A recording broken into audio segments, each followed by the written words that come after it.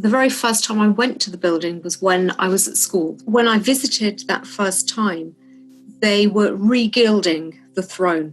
It's an iconic building, but it's one that isn't necessarily as comfortable or as gilded in practice as it appears to be from the outside. The building is intimidating, majestic, very beautiful. You feel the weight of history greeting you as you arrive. I felt with COVID-19, the digital aspect of Parliament has been quite welcome. I think it's a good thing. I also think it sort of showed that we can modernise Parliament. We're responding to the times. Parliament is massively archaic, and there are many things I would change about it. I'm not sure I would go to more remote and more automatic voting, because I think that would break the concentration function. There is no doubt that there is an immediacy and a spontaneity in that dialogue, which is much more difficult to achieve. You know, the nuances of tone, the expressions, this sort of thing. It is said that we lose some of the spontaneity that occurs during the chamber. I think that is probably less true of the Lords than it is of the Commons, partly because there is more spontaneity in the Commons. If you attend a real debate in the House of Lords, there is usually relatively little to be gained from experiencing the atmosphere of the chamber. If you're in the chamber and you ask a question, if the question is really to the point and gets to the heart of an issue, you will hear other members in the chamber either saying "hear, hear," or making their views felt. You know that, but so does the minister. They will have a sense of what the feeling, the mood of the House is. I think the shape of the chamber is adversarial. I think it evokes a lot of emotion and aggression. You've obviously seen the confrontations that people have across the chamber. I'm sure you're aware of this, like physically, the distance between where the Prime Minister stands and the opposition leader stands is 2 swords away, which is just ridiculous. I mean, that already sets the temperature in terms of what they want you to be like. They want you to be sword fighting. I actually quite like the style of the debate, back and forth, the facing each other. Obviously, you'll get that one-on-one interaction when you're challenging a minister or when you're taking part in a debate. You've got that face-to-face interaction, so it can be a lot more intimidating. But I think we're very strong women on our benches, and we all just, we front up to it. We'll take it. Interestingly, the select committee rooms, all of the select committee rooms in the new building in particular, have a sort of semicircular horseshoe design, which is so much better. And actually, one of the reasons select committees work is the way they operate. One is because they have private sessions where you can thrash out detail, but also because you can be a bit more nuanced. You can sit around and not feel like it's us against them. I think it's not necessarily the shape. It's just a very different parliamentary system. As you said, we don't have a bipartisan system and a very different system of debate. Like in the UK, you have government, opposition. We don't have the same in Germany. The speaking time is allocated according to group size. Until I took my seat in the House of Lords, I would have been one of those who thought that a hemicycle was much superior because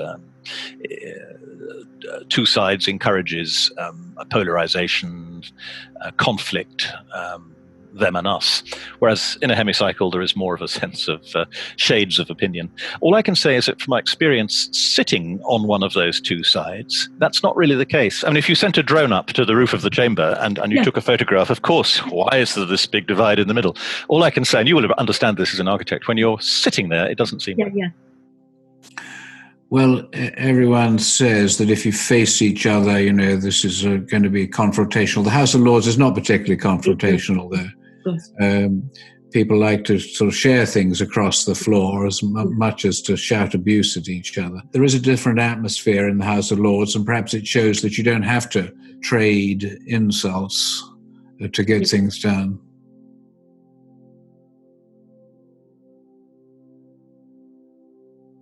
It conveys an early Victorian pastiche of a democracy which it was wished to trace back to the Middle Ages.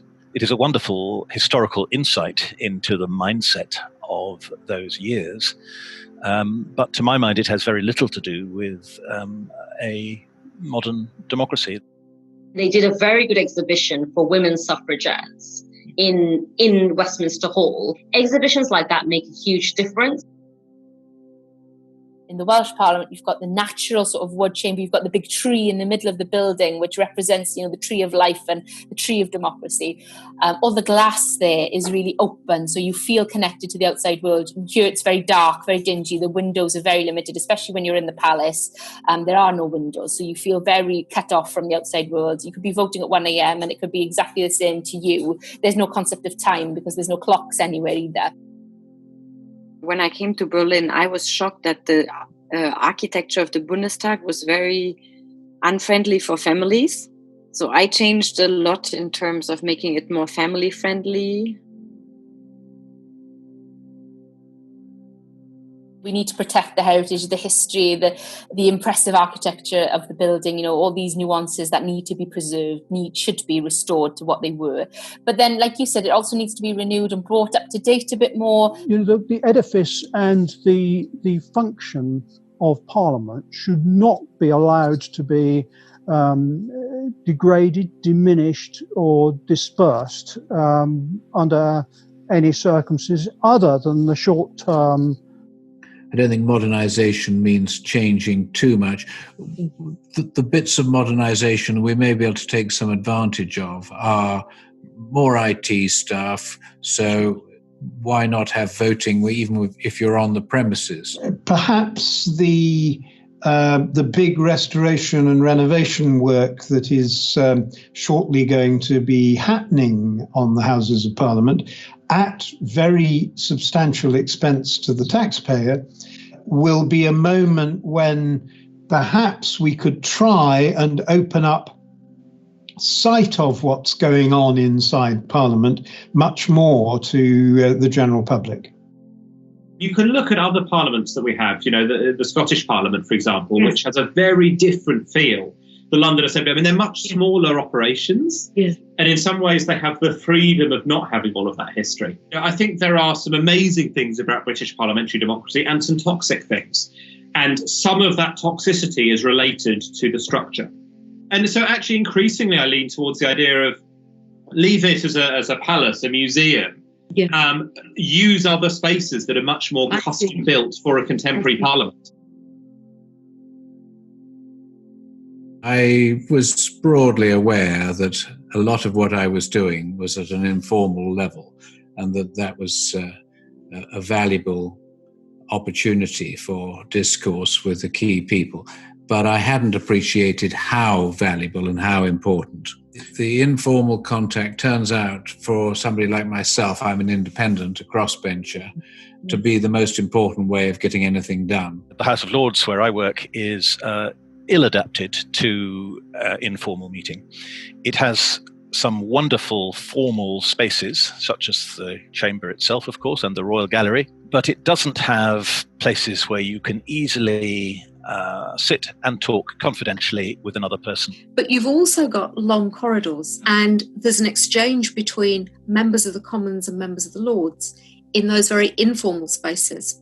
The distances in the German Bundestag from one building to the other, you never occasionally go by an office of your colleague and go in and have a coffee. You never occasionally go and see your team. It always has to be, which is very German, it always has to be, you have to make an appointment. Brussels, it works so differently. You sit there and you meet everybody. You just have to stand at one corner and everybody comes around all the time. For MPs, probably the most important place is the tea room. There is one other place where informal interaction happens, and that is in the division lobby. There used to be a Barber's in the Commons, and then it's now been taken over. So salon is called John Simon, but it does men and women, so you see male MPs in there as well. But it's a space that is great fun for meeting people, but very much a sense that a bit like the Chatham House rule, because in some ways, if you're sitting there with your head back and your hair wet, you feel slightly vulnerable when you suddenly realise that your colleagues have wandered in and out. So it's a good place for chatting. It's a very good place for sort of cross-party discussions. But whatever is said in there stays in there.